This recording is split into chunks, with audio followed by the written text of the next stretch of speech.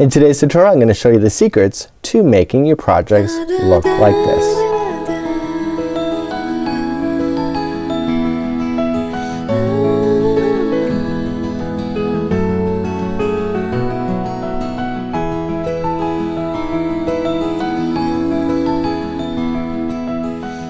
Welcome back to the Crochet Crowd as well as yarnspirations.com. I'm your host Mikey. Today I'm going to teach you how to do this really creative stitch. Now you're looking at it thinking to yourself, okay, few assumptions. Mikey, I do not want to trim yarn each and every time. You're not going to trim yarn. You're going to carry it forward as you're going throughout the stitch. Now what's more interesting is that we're going to be using and building stitches on top of each other when we go to do it. So if you look really carefully, you can see that it starts off here. We're burying some of it here and then it pops out like a little peekaboo right about there. This is so simple it's not even funny. But I want to show you my diagram that I'm going to provide to you in the more information of this video, and it will jump you to the diagram that I decided to make for myself to make it easier. In today's tutorial too, I'm going to show you how to make this even bigger, just in case you don't want to swatch like this, but you can make it any size that you want as long as you know the mathematics in order to do it. I'm a diagram reader, and what I've decided to do is that I'm going to give you a copy of the diagram that I worked on for myself. Now what the more key thing is that you're actually looking at two layers working together. So we're going to start off in doing our ovals, which are our chain, and the chains have to be done in groups of 6. So you go 1 2 3 4 5 6, 1 2 3 4 5 6, and you keep going until you get to the size that you want. Now I figured out that I'm going to need 2 chains at the beginning to do the edging, and I'm going to need 9 over here to do the edging on the other side so it's all properly. So what you have to just do is do multiples of 6. So 1 2 3 4 5 6, 1 2 3 4 5 6. Keep going.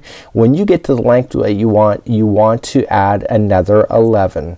Okay, it says plus 9 here, but that's plus 9 and this 2, which gives you 11. So 6 6 6 6 6 all the way to the end, and then do 11, and so that you can do the starting so that you have it both balanced on both sides of your project. What we're also looking at here in this diagram is that we're going to be starting off with white and coming all the way back across with the white, and then we're going to be picking up and doing the other color that you want to appear. See these V kind of stitches here? This is that peekaboo color that you're seeing going out there. Okay, so what we want to do is do that, and then what we're going to do is we're going to come back and we're going to pick up the white, and the white is going to come over top of the peekaboo area. So it's going to come over top, and then it's going to let it peekaboo, and then it's going to come and just bury it again. So that's just a very simple idea that you're looking at. So you just got to make sure, see how I put white, so white is coming across, and then we do a white come back, and then our peekaboo, and basically the pattern repeats itself. If you're familiar with working with diagrams, you'll notice that this is actually pretty easy to work with, and of course you can print this off and make your own notes as well. So to start off with, I'm just going to use a size 7 or 4.5 millimeter size G, and then I could just use some Bernat Super value just to demonstrate this for you. I'm going to keep this true to the swatch, but again the tips that I'm showing you what to do in order to keep it balanced is up to you. So remember, it's all in sets of 6. Remember, the one on the hook never counts as 1. So 1 2 3 4 5 and 6, and then 1 2 3 4 5 and 6. Okay, so then that means that you have 2 sets of peekaboos ready to go, and just to keep it true to the actual swatch that I showed you, that diagram, I'm going to chain 11. So 1 2 3 4 5 6 7 8 9 10 and 11. And just to be clear, you were doing in groups of 6, so you keep doing 6 6 6 6 6 all the way to the length that you want, and then you just do one of 11 at the end so that it stays in balance, so you have the most perfect borders ever. So let's move up to the next row. Row number 1 is very easy. We're just going to simply come back and we're going to count forth from the hook. So 1 2 3 4, turn it around, get the back hump, it's just easier to do, and then you're just going to double crochet yourself all the way across your work.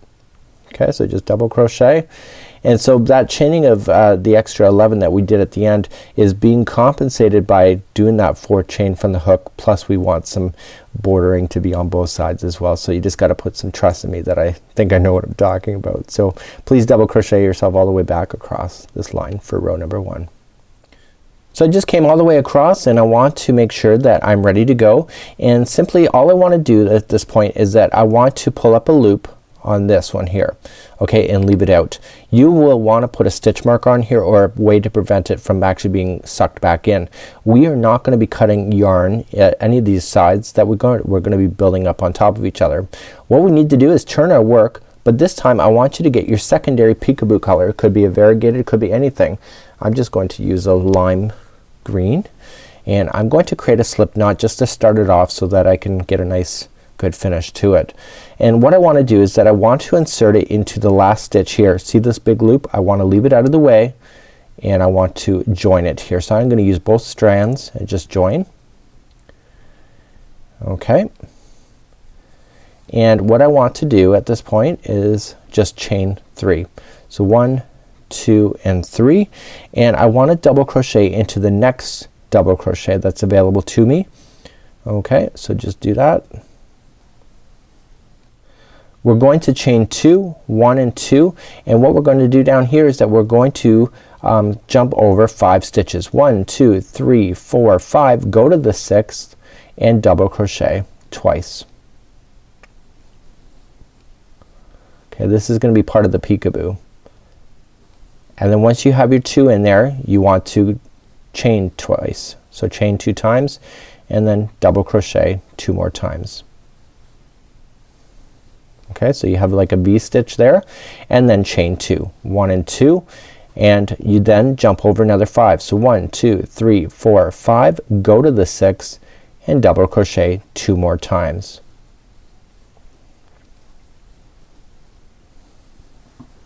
Chain 2 and then double crochet 2 more times.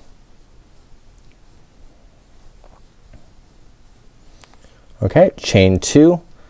Now you could just count it over 1, 2, 3, 4 and 5 and go to the last 2, or you can just trust in yourself and just go to the last 2 for a double crochet, 1 double crochet into each. Make sure you do get it into that last chain to be able to count. You're then gonna pull up on the loop, okay, leave it out of the way, and like a typewriter we're gonna start back over here and we're gonna start on this particular loop and bring it across so that we can start burying in the peekaboos just like so. So first thing is first, we need to put our loop onto the hook and we need to tighten that loop down. Okay, so let's tighten it down. Now the problem is that you are all the way down here, but we need to get this pink up to the top of this. So how are we gonna do that? We're simply just going to slip stitch our way to the top of that chain. So just slip stitching yourself. Could be more likely 3, it could be 2, whatever you think is at the top of that. Okay, that's about the top for me, and so that was only 2, so that's up to you. So if you can see that many stitches, great. What we're going to do then is that we're just going to chain 1 and then single crochet into the same join there like so.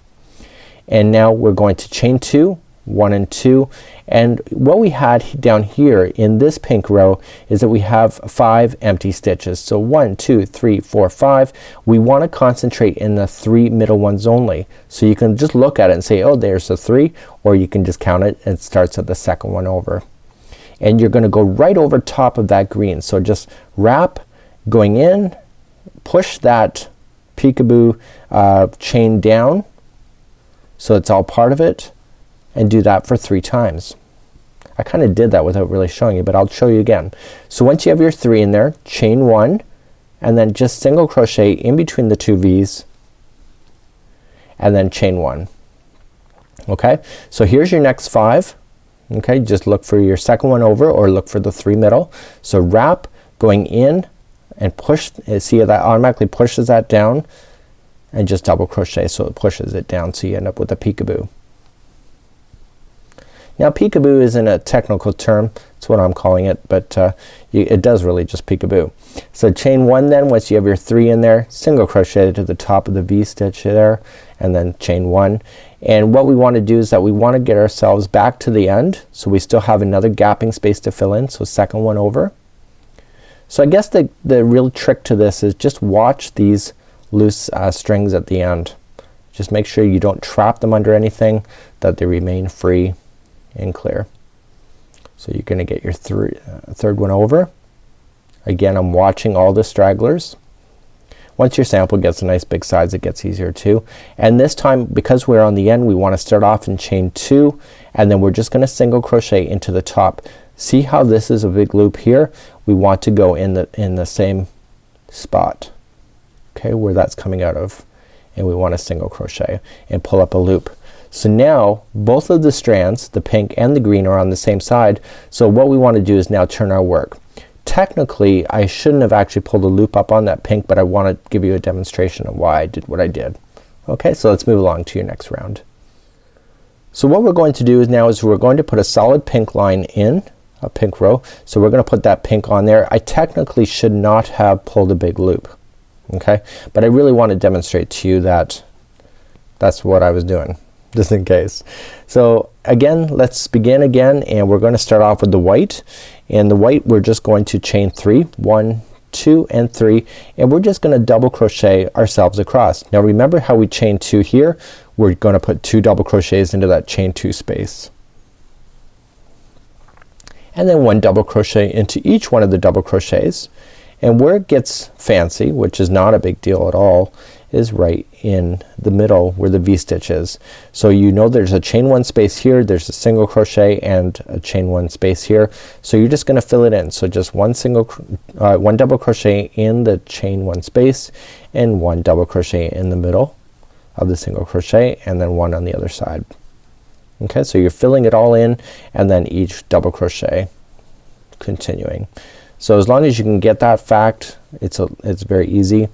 You'll find this pattern is very easy generally. So just fill in all the spaces so you can zip across these lines like so. We just have to be conscientious of the edges to make sure that we're keeping those uniform, and that's why I provided you that graph or that diagram to be able to help you. Okay, so remember on the other side that we started off and I had you put 2 double crochets into this chain 2 space. Well, you have 2 here as well because it's uniform on both sides, and then the final stitch is 1 double crochet into the single crochet right here and pull up a loop. So now we're ready to take the green again, to take it to create the peekaboos once again. So off camera I've already pulled my loop down. Now the problem is that I'm way down here, but my starting is way up here. So what I have to just do is I have to slip stitch myself to the top there. So just get myself slip stitch. I want to slip stitch it to the actual chain itself, not to any gapping spaces, so it becomes that obvious. And of course you can put a border around your particular project as well, and you need to get to the top like so. So now we're going to chain 3. 1, 2, 3, we're ready to go, and we're gonna put 1 double crochet into the next one. So you already know how to do this, it's the same thing, but here's a cool little tip for you. You're going to chain 2, and you can either count it over and go 1, 2, 3, 4, 5, and then you go to the 6. But look, if you follow the middle up, this is the 6th one. So you can either count it and waste your valuable time, or you can just look up the other one that's there and just follow it up. Okay, so just 2 double crochets, chain 2, 2 double crochets to create the new peekaboo for this one, and then chain 2. How easy is that, right? So again, you can count it 1, 2, 3, 4, 5, you go to the 6, or you can just look up and just follow that one straight up. I love this pattern for that. It is, when you have key tips like that, it just makes it a lot easier. Okay, so 2 double crochet, chain 2, 2 double crochet. Okay, and then chain 2, and remember what we have to do in the end. The final 2 you can either count it again, 1, 2, 3, 4 and 5. The final 2 basically have a double crochet in each. And that's how you do this stitch. So basically the repeat is basically what you already know. So you just have to turn your work and then use the pink, build yourself back up, and then do the peekaboo like you already did down here. Okay, so that's how you would do this particular stitch. It's actually really easy. It makes for a really cool idea. I love this. It looks like baby wallpaper in my opinion, and it's a really kind of a fun stitch at the same time. Till next time, Mikey on behalf of yarnspirations.com as well as the Crochet Crowd. We'll see ya.